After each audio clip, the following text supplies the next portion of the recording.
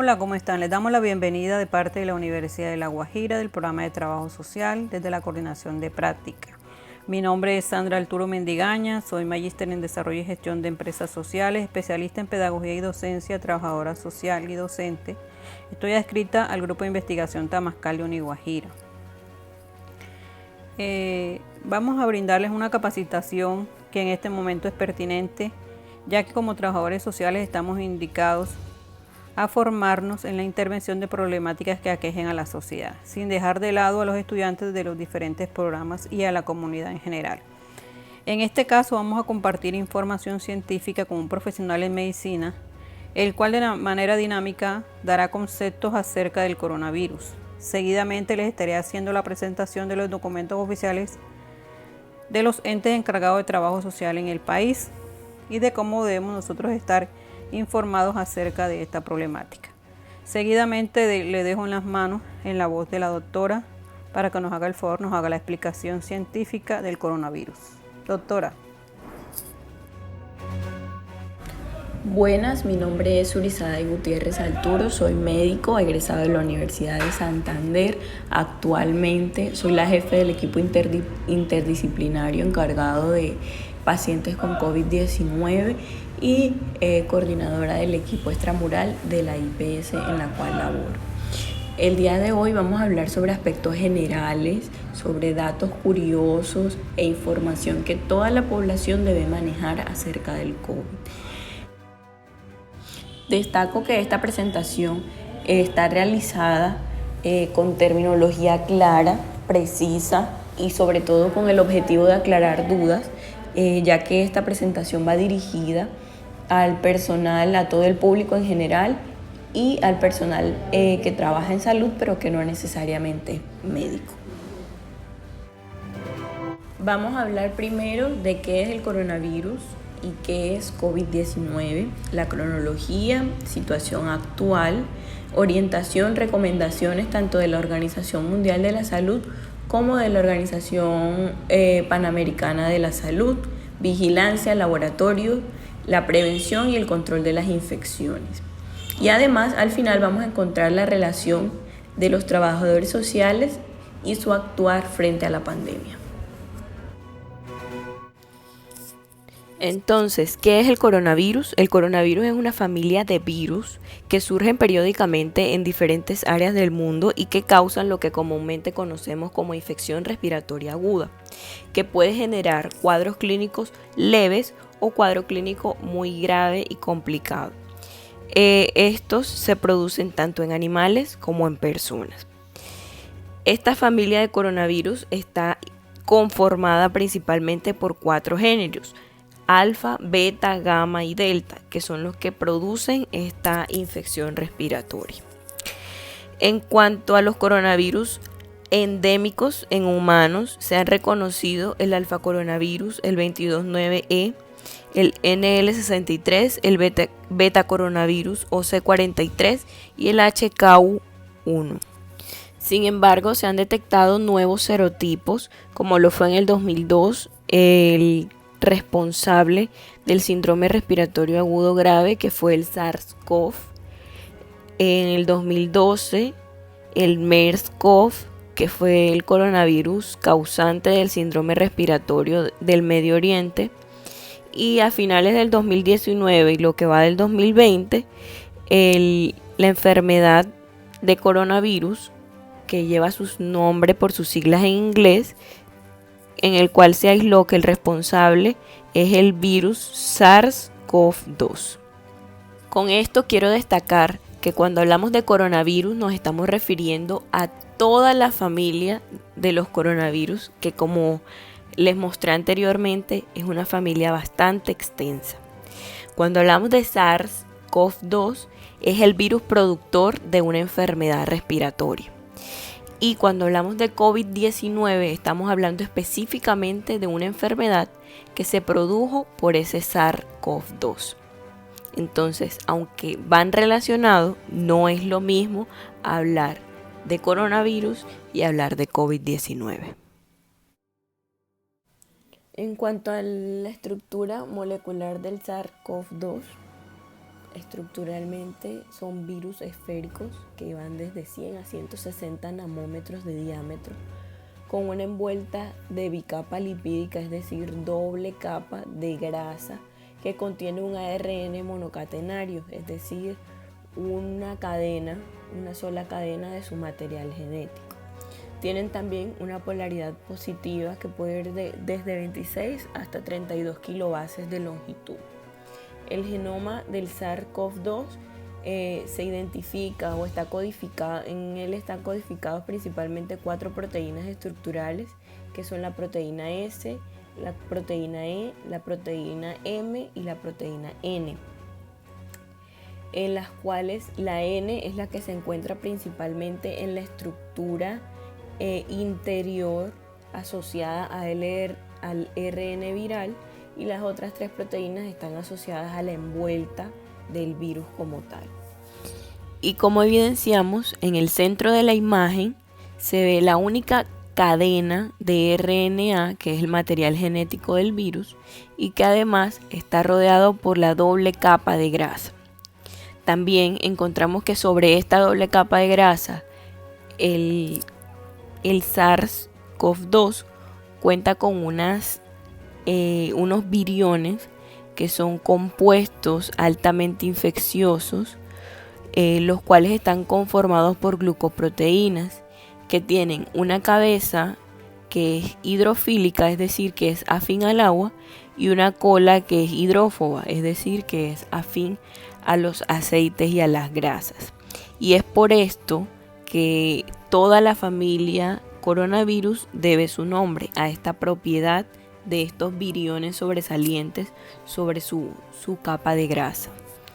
Y es aquí precisamente donde radica la importancia de una de las recomendaciones dadas, que es el lavado de manos, y es precisamente por la morfología del virus, por estas 2 características de los viriones, de ser hidrofílicos y de ser hidrofóbicos, sus cabezas y sus colas.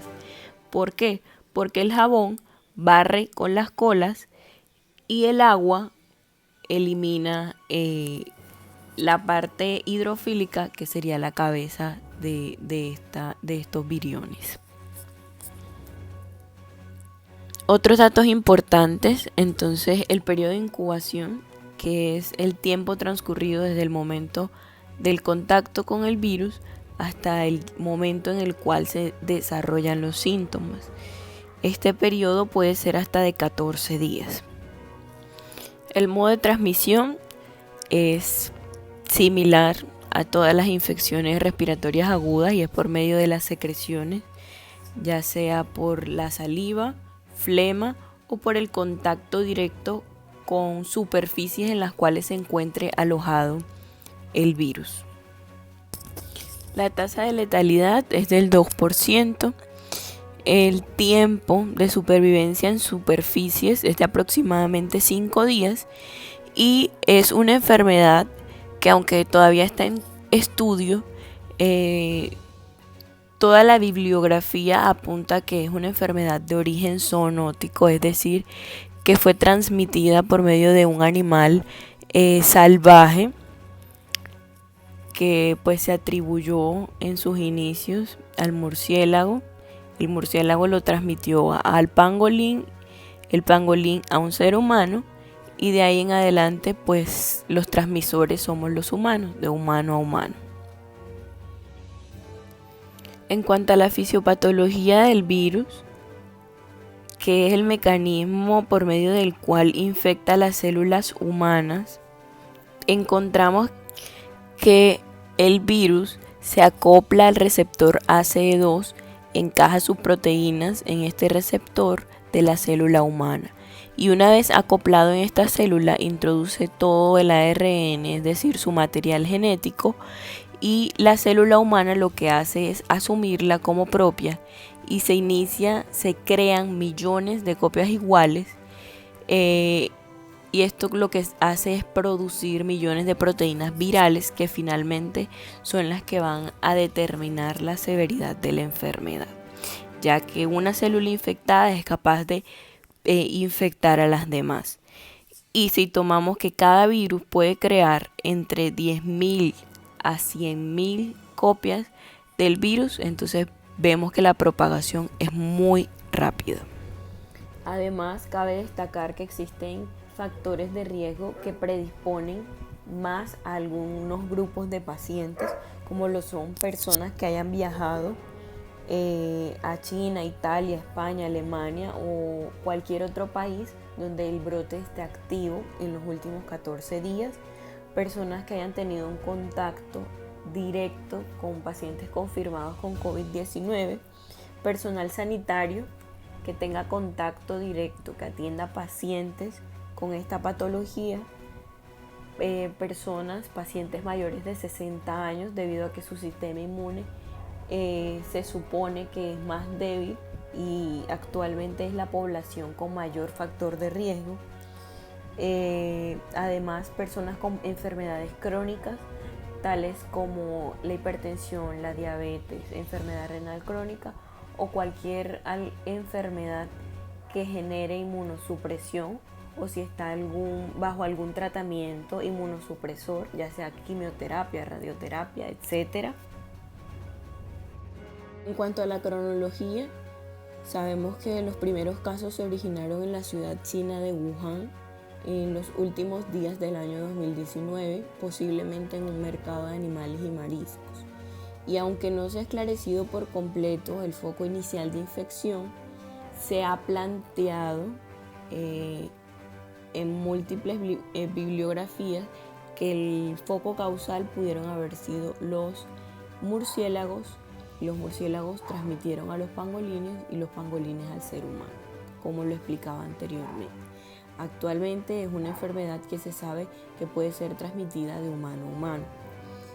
El 9 de enero entonces ya se conoció el nuevo coronavirus, ya estaba identificado y ya se había aislado el SARS-CoV-2, que es el virus transmisor.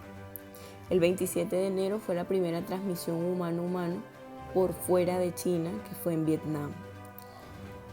Y el 30 de enero ya la OMS había declarado emergencia en salud pública de importancia internacional, buscando una respuesta coordinada y eficaz en los distintos países para evitar la propagación a nivel internacional.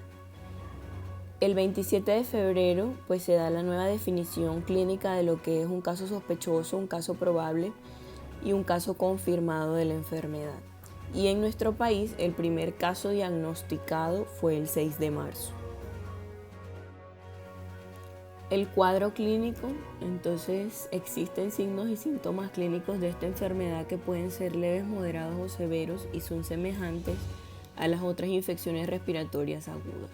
Los principales a identificar son la fiebre por encima de 37.5 grados, la tos y la disnea o dificultad respiratoria o sensación de falta de aire.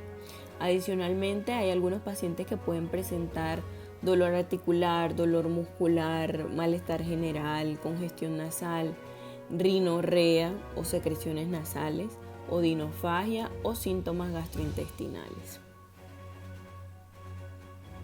Para la clasificación y el diagnóstico de la enfermedad, entonces es importante la sospecha clínica, que está dada por unos criterios. Estos criterios son un caso confirmado, un caso probable o un caso sospechoso. Para clasificar a un paciente como un caso probable, debe cumplir con al menos una de las siguientes condiciones, y es un historial de viaje en los últimos 14 días a un lugar donde haya circulación de casos, que sea un trabajador de salud u otro personal del ámbito hospitalario que haya tenido contacto estrecho con un caso que ya haya sido confirmado, o que haya tenido un antecedente de contacto en los últimos 14 días con un paciente que sea confirmado. Además, que cumpla con unos ítems sintomáticos, es decir, la fiebre persistente y cuantificada por encima de 37.5 grados, la tos, dificultad respiratoria, odinofagia, fatiga o síntomas gastrointestinales. El caso confirmado es aquel que ya por medio de las pruebas moleculares se ha hecho el diagnóstico y se ha aislado el virus. Y el caso sospechoso es aquel paciente que tiene síntomas, pero el cual no cuenta con el nexo epidemiológico y no se le ha realizado la prueba molecular. En cuanto a la distribución clínica, de acuerdo al número de casos y a la enfermedad, hay hasta un 80% de pacientes que son asintomáticos, es decir, que no presentan síntomas, o que presentan síntomas leves, por los cuales no consultan. El 14.6% presentan síntomas severos que son manejados intrahospitalariamente. El 5% son pacientes críticos que requieren manejo en UCI y soporte ventilatorio.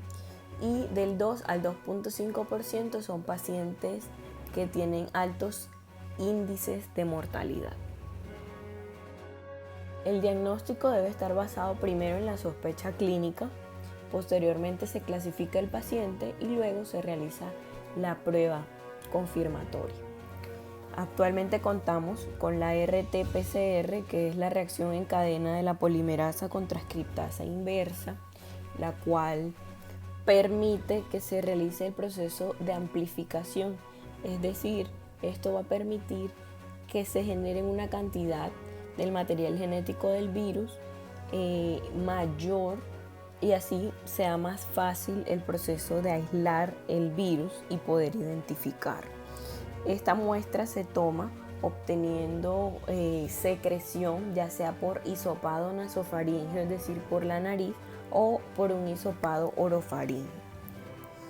Además, se puede tomar muestra del esputo o realizar aspirado o lavado de acuerdo a la severidad del cuadro clínico del paciente. Actualmente contamos con la prueba rápida IgG-IgM, que tiene una confiabilidad del 95 hasta el 98%. Esta se toma por medio del suero sanguíneo y aquí lo que se ve son los anticuerpos, la reacción de los anticuerpos frente al virus. En caso de que esta resulte positiva, se debe realizar la prueba confirmatoria, que es la reacción en cadena de polimerasa con transcriptasa inversa, que es la prueba molecular, y esta es la que es considerada como el gold estándar o la prueba de oro para confirmar el diagnóstico. No existe hasta la fecha un tratamiento curativo, pero sí un tratamiento sintomático que se da de acuerdo a los requerimientos de cada paciente.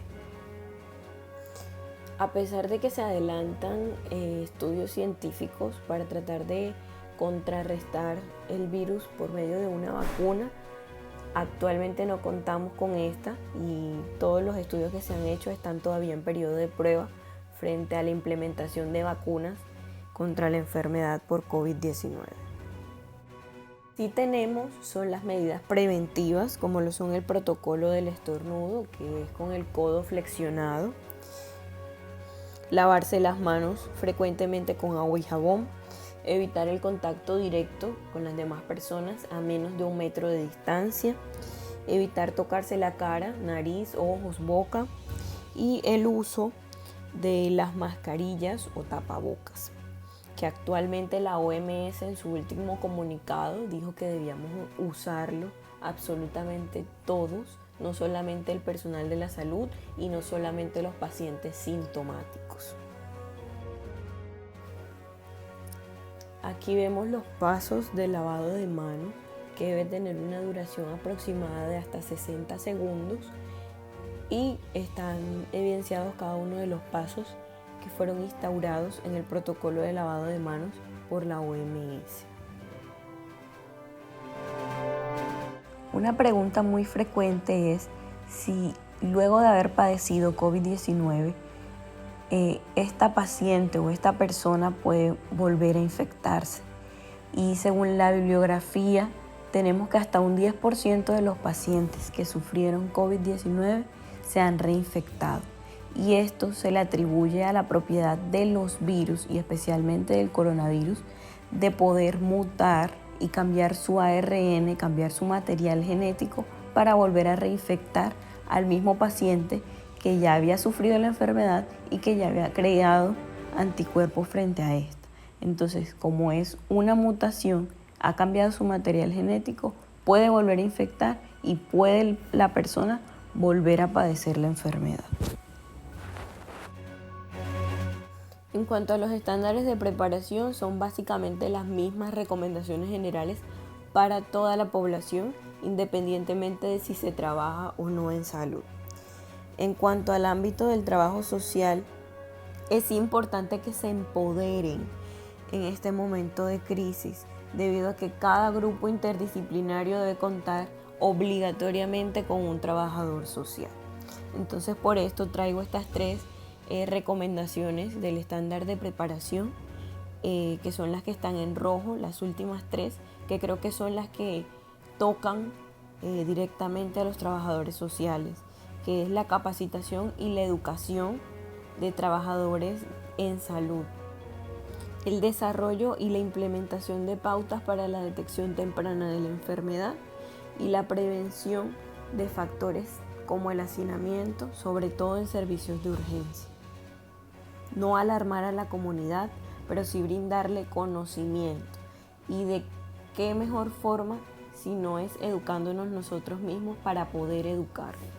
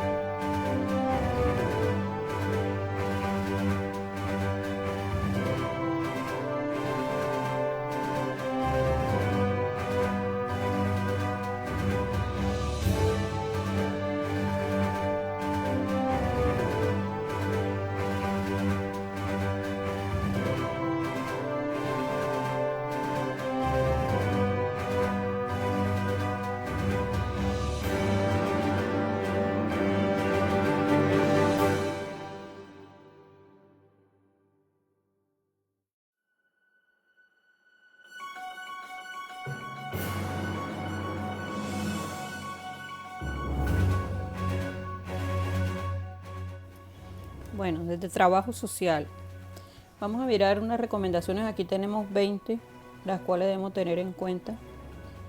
Ser parte de la comunidad, conocerla, convivir con ella. Eso es a nivel general, como trabajadores sociales. Prepararse constantemente, tenemos que estar actualizando. Practicar la solidaridad, mantenerse en forma. Ser un ejemplo, debemos parecernos a lo que somos. Respetar la opinión de los demás. Estar disponible. No mostrarse superior a los demás. Mostrar humildad. Tener auténtica vocación de servicio. Cumplir lo que se promete. Cumplir a cabalidad sus promesas y compromisos. Ser transparente, honesto. No mostrarse indiferente. Compartir lo que se sabe.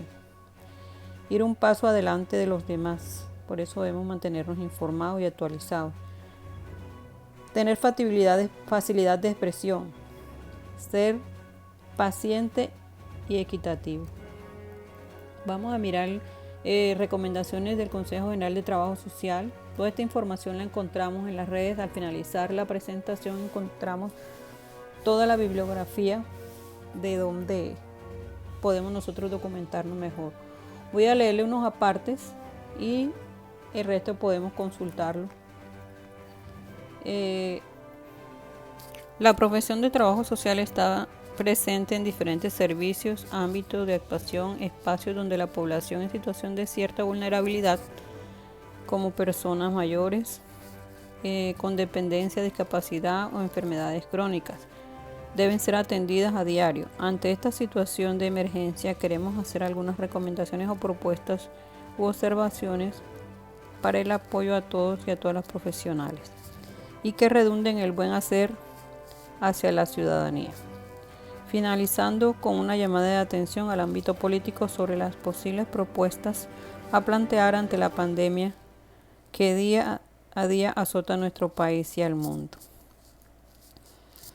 La pandemia del COVID-19 ha mostrado una alta capacidad de propagación en los centros sanitarios y en determinados recursos resistentes. Está contrastado con las medidas preventivas y el aislamiento. Son eficaces para evitar la diseminación del virus y el contagio masivo. Y los profesionales de trabajo social deben conocer las medidas preventivas, las formas de contagio, así como la forma de actuar ante las sospechas de la enfermedad y sus síntomas. Debemos poner a disposición todas las personas que atendemos la información y los recursos que dispongamos para ayudar a mitigar este episodio de pandemia. Ante esta emergencia sanitaria, los trabajadores sociales tenemos un papel fundamental como profesionales de la atención y la intervención social. Premisas profesionales. Seguir las indicaciones y dar cumplimiento a las premisas de las autoridades sanitarias competentes en la materia. Las medidas que se están adoptando y que se consideran las más eficaces hasta el momento son el aislamiento de personas infectadas y la cuarentena de contactos estrechos. Se desaconseja la participación en congresos, reuniones, eventos con gran influencia de público. Se han de seguir las indicaciones de las entidades, instituciones y organizaciones en lo que respecta a la actuación del servicio y recursos prestados. Conocer la sintomatología y los recursos de atención primaria más apropiados, así como los teléfonos de información y atención habilitados en las comunidades y ciudades autónomas. Teléfono de atención a dudas y consultas. Imprescindible reforzar las medidas de higiene personal, principalmente el lavado de manos, como ya anteriormente se le hizo la exposición la doctora que me antecedió. Los y las trabajadoras sociales planificaremos la intervención social ante las situaciones de riesgo, de forma que en la medida de lo posible podamos seguir posibilitando nuestra actuación.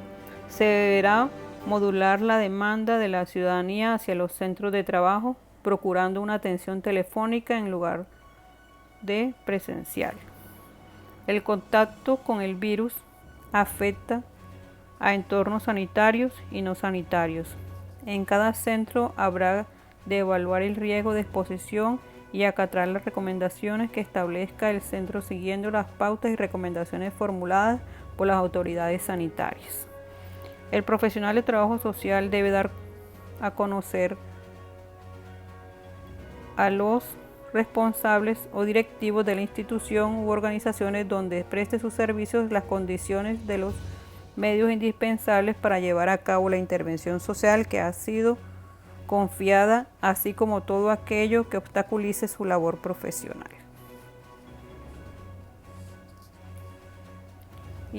Información que debe facilitar. Facilitar una información lo suficientemente fluida y clara con la finalidad de evitar situaciones de colapso con respecto al acceso a determinados recursos. Se deben realizar tareas de información, orientación y derivación a los recursos y alternativas adecuadas a estas circunstancias, siempre con serenidad, sin alarma y evitando generar incertidumbre.